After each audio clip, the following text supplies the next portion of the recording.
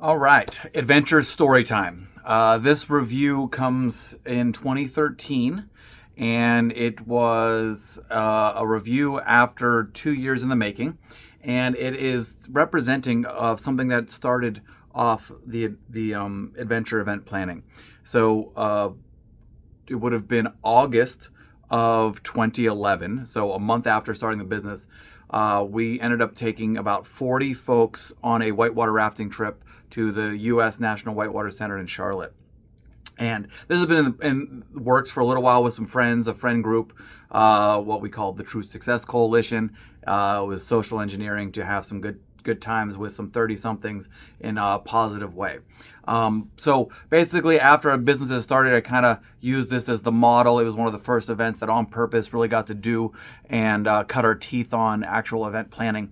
And so, first event, so this would have been 2011. We did the first one, 40 some folks, 3 days, 2 nights, only charged $95 per person. 54 of that went to the U.S. National Whitewater Center. So I personally lost a lot of money, and so did my buddy Michael Waters. We both put about $400 of our personal money into the event just to get it off the ground, and didn't have the money to do that, but it was a great investment. We arranged caravans and carpools and everything to get up to the national park, or the state park that we stayed in. And it was a good time. We organized food. We cooked at the campsite, one day at the Whitewater Center, and it was great. It was that Sunday, as we were packing up to leave, that really made a difference on how I viewed what we were doing and what impact we were going to have. And I guess this has actually been in my brain and kept me motivated for a while. I don't have a problem with drinking. I've drank. I haven't in a while, but no issues with it. No religious scenarios where I say you shouldn't drink, anything like that. So been around it. We include libations and scavenger hunts. So I say that first in the sense that the event that we had, this whitewater trip, because it was a state park, required no alcohol. And when I mentioned this and told the majority of the group, which was late 20s, early 30s, mid 30 somethings, pretty much everybody to my knowledge honored those wishes. There could have been some drunk drinking and all that kind of stuff, but for the most part, it was not open container, and it was an environment where folks were sober. And on that Sunday, I had a guy that was in his late 30s. I don't even know if I had turned 30 at this time, but at this time he was late 30s.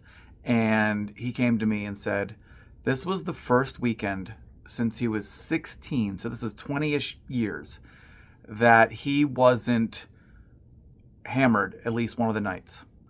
And he had a better time, laughing, had fun, remembered the experience, didn't feel crappy. And he actually went on a path for sobriety after that weekend. And again, I have no issues with it, moderation, things like that. But it really made it a point for me that we can create experiences that are fun and engaging, that don't have to be involving a crutch to connect with people. And I recently made a LinkedIn post about this as well. And it's powerful. Like when you create an experience that has people engaging and having fun times and conversing, we don't need that thing sometimes. And so anyways, that was a big motivation for why we kept on doing with the whitewater rafting trip.